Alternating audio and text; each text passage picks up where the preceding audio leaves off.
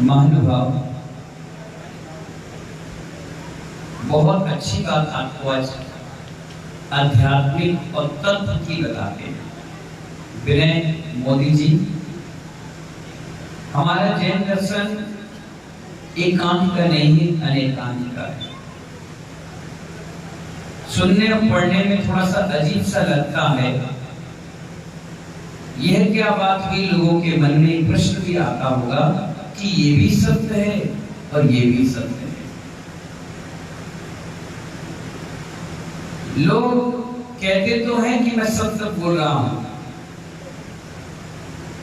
सभी लोग कहते हैं कि मैं सत्य बोल रहा हूं, मैं गीता की कसम खाता हूं, मैं बाइबल की कसम खाता हूं, मैं महावीर पुराण की कसम खाता हूं, मैं अपने बच्चों की, अपनी माता की, सबकी कसम खा रहा हूं कि मैं सत्य बोल रहा हूं, लेकिन वो संपूर्ण सत्य नहीं हो सकता। कहीं ना कहीं सत्य का अंतर आता है। क्या आता है?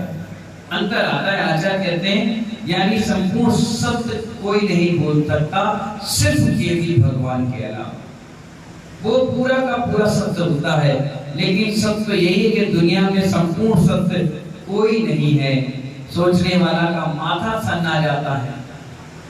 हम भी सोच पड़ गए कि भैया जब सत्य है ही नहीं, ये कैसा, या तो सिद्धांत बदल गया या हम सिद्धांत से चूक गए। आचार्य कहते हैं यहाँ सिद्धांत महान वैज्ञानिक सिद्धांत है, अपने किस्म का अनूठा, अलग हटकर, लीक से हटकर के सिद्धांत है, अलग। इसलिए तो सुनते और पढ़ते ही बिजली सा करंट दौड़ गया कि सत्य जो हम कह रहे हैं वो अधूरा है, पूरा है नहीं। बड़े बड़े दार्शनिक सोच में पड़ जाते हैं। मैं भी कह रहा हूं कि सत्य अधूरा है, तो आप कह रहे हैं अरे ये कैसे बात है। महेंद्र भाई खड़े हो जाइए। आपको यहां सत्य क्या दिख रहा है बताओ? हैं? कुछ दिख रहा है? विनय कुमार जी, सत्य क्या दिख रहा है? हम कह अच्छा, रामजी लाल जी, सत्य क्या दिख रहा है? अरे माइक पे बोलो। सत्य दर्शन है जो आप सब कुछ कह रहे हैं, आप सामने बैठे हो सकता है, बस मालूम नहीं। आचार्य भगवान क्या कह रहे हैं? यही तो मिथ्या मानता में घूम रहे हैं। केसी दिन साहब, जितना जो कुछ दिख रहा है, कैलाश चंद जी, पवन मामा, जितना जो कुछ दिख रहा है इन आंखों से, वो सब का सब असत्य है, और जिन जो बंद आंखों से दिख रहा है वही आपका सत्य है। इसलिए मैंने कहा यहाँ क्या दिख रहा है तुम्हें सत्य? तो आप हमें बता रहे हो, कोई पूजा को बता रहा है, कोई भगवान को बता रहा है, ये सब के सब असत्य है। दो प्रकार के तत्व होते हैं। कितने प्रकार के? आप कहोगे 7 होते हैं, मैं कहूँगा 7 होते हैं, लेकिन मूल रूप से 2 होते हैं। कितने होते हैं? 2। एक स्वागत और एक परगत। कौन से तत्व होते हैं? एक स्वागत और एक परगत।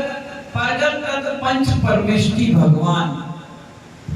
परगत कौन से? राकेश मास्टर साहब, पंच परमेष्टि भगवान। और स्वागत में मैं और मेरी आत्मा, मैं और मेरी आत्मा। इसलिए तो मैंने कहा आप खोलते ही जितनी चीजें तुम्हें दिख रही हैं, मैं दिख रहा हूं, भगवान दिख रहे हैं, ये टेंट माइक माला दिख रहा है, ये घर परिवार पत्नी रुपया पैसा बंगला गाड़ी रोड सड़क जो भी कुछ दिख रहा है, ये सब का सब असत्य है। सत्य क्या है? आंख बंद करके बैठो और जो तुम्हें निज आत्मा दिख रही है वही सत्य है। क्या है? वही सत्य है। इसलिए आचार्य कहते हैं, बड़े बड़े दार्शनिक सोच में पड़ गए अनेकांत दर्शन को समझने के लिए कि ये भी सत्य है और ये भी सत्य है, यानी कहीं ना कहीं तो सत्य अधूरा है, तो पूरा कहाँ है? विनोद जी, कहाँ है पूरा? तो आचार्य बता रहे, उदाहरण सामने आते हैं।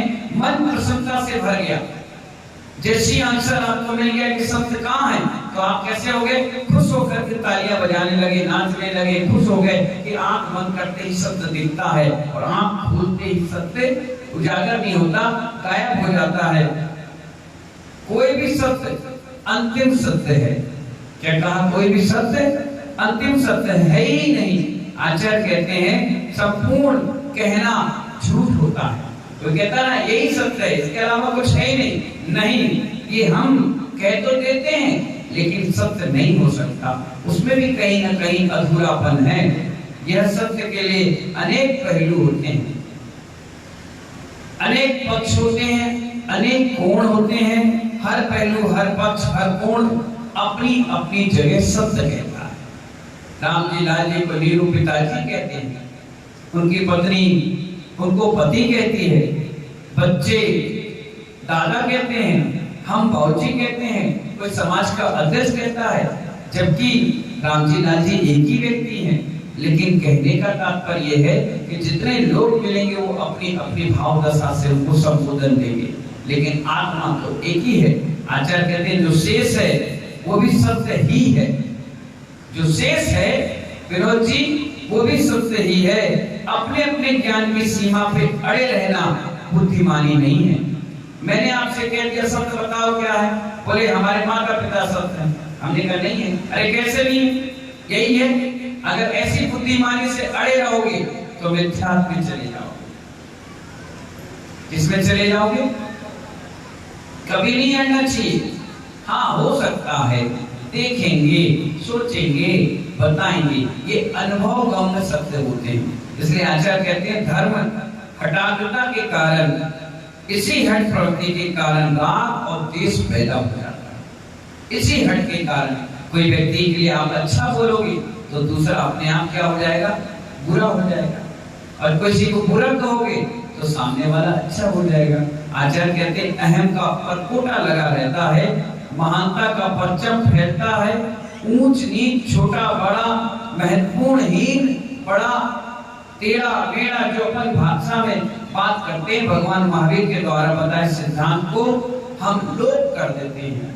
जबकि भगवान महावीर कहते हैं कि अगर किसी महिला की साड़ी जल गई चौके में काम करते करते, तो आप क्या कहते हो? मनोरमा देवी काम करते करते, रोटी बनाते बनाते चूल्हे में साड़ी हल्की जल गई, तो आप क्या कहते हो? मेरी साड़ी जल गई। देखो कितना सरासर झूठ बोल रही हो। खड़े हो ना, देख तो ले कौन है मनोरमा देवी। खड़े तो हो जाओ। अब बताओ, अब बोलो, माइक में बोलो। साड़ी जल गई। एक बात पूछ रहे हैं आपसे, बहुरानी तुम बगल में हो, खड़े हो जाना। क्या नाम है उनका? नेहा जी, खड़े होइए। अब आप बताओ, काम करते करते उनकी साड़ी जली या साड़ी का पल्लू जला? तो झूठ बोली क्यों नहीं बोली? भाई में बोलो, क्या कह रही तुम्हारी सास? साड़ी जल गई। और जली क्या? साड़ी का पल्लू। और झूठ ये बोलेंगे, हम बोल रहे हैं। अब आप सोच लीजिए, अपने आप सोचिए, मैं आपको उदाहरण बता रहा हूं। अरे मर गए मर गए मर गए, कहां मर गए तुम? विनोद जी, कोई सामान उठाए, ये गिर पड़े, ये चोट लगी, हे भगवान हम मर गए, हे भगवान हम मर गए। कहां मर गए? जिंदा तो बैठे हो। मरने वाला बोलता है कि मैं मर गया, सीधा सीधा अपने झूठ बैठ गए। यही तो मैं आपको सिखाना चाह रहा हूं कि सच क्या है, झूठ क्या है। आप कहते हैं हम सच बोल रहे हैं, मैं कह रहा सरासर झूठ बोल रहे हो। सत्य तो अलौकिक है, वो लौकिक नहीं। सत्य को ढूंढा थोड़ी ना जाता है, सत्य तुम्हारे अंदर है। अपने आप आंख बंद करो, अपने आप तुम्हें सत्य दिखेगा। अपने आप आंख बंद करने के बाद दिखेगा। इतना बड़ा उदाहरण आचार्य ने कहा है। इसलिए महानुभाव, सत्य को इधर उधर मत खोजो, सब तुम्हारे अंदर है। हमने देखा है, इनने देखा है, इसीलिए महानुभाव यहाँ आ गए। हमारे यहाँ एक बहुत सुंदर 4 पंक्तियां मैं अक्सर गुरु जी के लिए कहता हूं। आस्था मेरे गुरुवर सा नहीं, खूबसूरत कोई मेरे गुरुवर सा नहीं, खूबसूरत कोई आस्था से बड़ी अब मूरत नहीं, मेरे गुरुवर सा नहीं, खूबसूरत कोई आस्था से बड़ी अब मूरत नहीं। वस्त्र त्यागे है मेरे प्यारे गुरुवर ने, वस्त्र त्यागे है मेरे प्यारे गुरुवर ने, क्योंकि सत्य को आवरण की जरूरत नहीं, सत्य को आवरण की जरूरत नहीं। जो तुम्हारे सामने है यही सत्य है। कभी मुर्दे से पूछो, कभी मुर्दे से पूछो कि तू क्या लेकर आया था और क्या लेकर जा रहा है, वो ये कहेगा जैसा आया था वैसे ही जा रहा। कभी दौलत वालों से पूछो कि क्या लेकर आए थे, वो कहेगा मैं नग्न आया था और नग्न ही जा रहा हूं। एक पैसा नहीं ले जाने वाला, एक टिकली नहीं ले जाने वाला। यहां तक कि जब अर्थी पर दाह संस्कार के स्थान पर ले जाया जाएगा तो शरीर के कपड़े तक को उतार दिया जाता है और एक सफेद कफन लेटा दिया जाता है, वो भी मर्यादा के लिए, और उसके बाद धू धू करके शरीर जल जाता है। इसलिए कहा जो तुम्हारे सामने इन आंखों से दिख रहा है वो सब असत्य है। तुम माँ को कितने गले लगा लो, पत्नी बगल में बैठा लो, बच्चों को खूब लालन पालन कर दो, कोई तुम्हारे साथ जाने वाला नहीं। केवल सत्य है वो तुम्हारी आत्मा, यही साथ जाने वाली है। इसीलिए हम आत्मा का ध्यान करते हैं, आत्मा के ध्यान में रमे रहते हैं। हमें मालूम है किस पर विश्वास करते हो आप, किस पर। आज मैंने नियम दिया 2 बार कंघी करना, बस। बेचारे मामा हाथ से फेरते रह गए। किस पर विश्वास कर रहे हैं? बालों पर, नीरू भाई, इन बालों पर। हमारे आचार्य कहते हैं इन बालों पर कभी विश्वास मत करना, इस रोम पर भी विश्वास मत करना।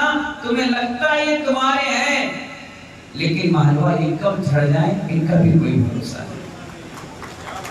किस पर विश्वास कर रहे हैं हम, किस पे मुझ पे ताव दे रहे हैं? ज्यादा दोगे तो घर के बाहर आ जाएगा।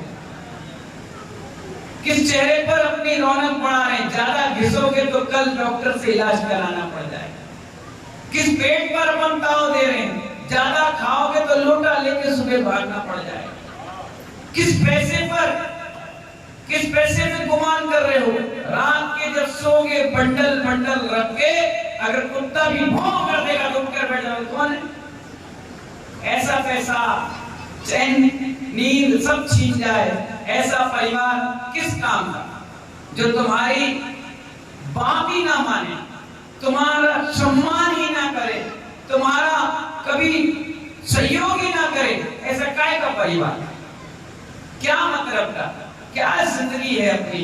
क्यों हम अपने ताव दे रहे, क्यों कालर ऊपर करके जिंदगी जी रहे? एक दिन सबको माटी में मिलना, बेकार की जिंदगी। इसलिए कहा सत्य की खोज मत करो, खुद सत्य तुम्हारे अंदर है।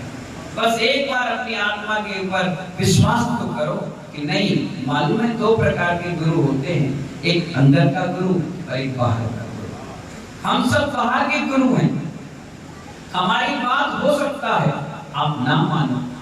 अखिलेश भाई, अगर आपको मैंने कहा कि 2 बार कंघी करना है, बस आज का नियम है, इससे ज्यादा नहीं करना है, आप मालूम है मेरी बात अनसुनी कर दोगे, और जैसी सुबह कंघी की उसके बाद दूसरी बार कर ली, और तीसरी बार जैसी कंघी हाथ में आई, आपके अंदर का गुरु कहेगा नहीं, तुझे नहीं करना है, तो आप तुरंत 1 मिनट नहीं लगेगा, छोड़ दोगे, और अंदर का गुरु कहेगा अरे ये तो रोज चिल्लाते हैं महाराज, इनका काम है चिल्लाना, तू कर ले, कौन सा कोई देख रहा है, और अंदर के गुरु ने जवाब दे दिया तुम्हें, तो तुम कंघी कर लोगे। महाराज को कौन सा मालूम, क्योंकि आपके अंदर का गुरु जागृत है।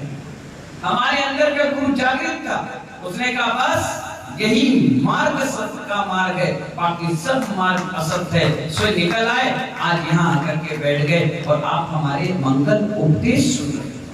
सत्य जिसने जीवन जिया है ना, वही सत्य कह सकता है, बोल सकता है, बता सकता है। जिसने झूठ का पुलिंदा बांध रखा होगा वो क्या सत्य का उजागर कर पाएगा, कभी नहीं कर पाता। दूध जल गया, आग लग गई, मैं मर गया, हे भगवान मुझे उठा लो, भगवान के ऊपर से तुम्हें उठाने के लिए, हे भगवान तुमने क्या कर दिया, भगवान तो भगवान बन गया, ना तो किसी का बिगाड़ता है और ना कभी वो किसी का बनाता है।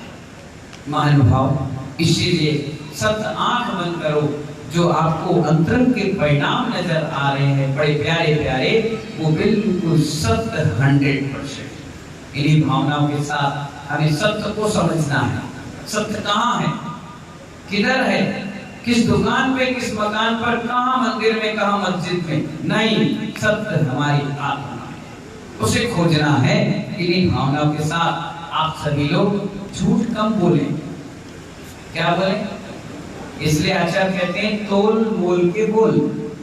बोलो, तोल मोल के बोल। ऐसे पत्थर की तरह पत्थर मत मारो, बोल की तरह कि सामने वाले के हृदय में चुभ जाए, दर्द दे, क्योंकि शब्द बाण बहुत खतरनाक होते हैं। गोली की जख्म तो भर सकता है लेकिन बोली का नहीं भरता, इसलिए तोल मोल के बोलिए, बहुत सोच के समझ कर, बहुत विचार करने के बाद बोलिए। इससे आपकी इज्जत होगी, आपका सम्मान होगा, आपका बहुमान रखेंगे लोग और आपसे डरेंगे। ये व्यक्ति बहुत कम बोलता है। तो इसी मंगल भावना के साथ जय बोलिए महावीर भगवान की।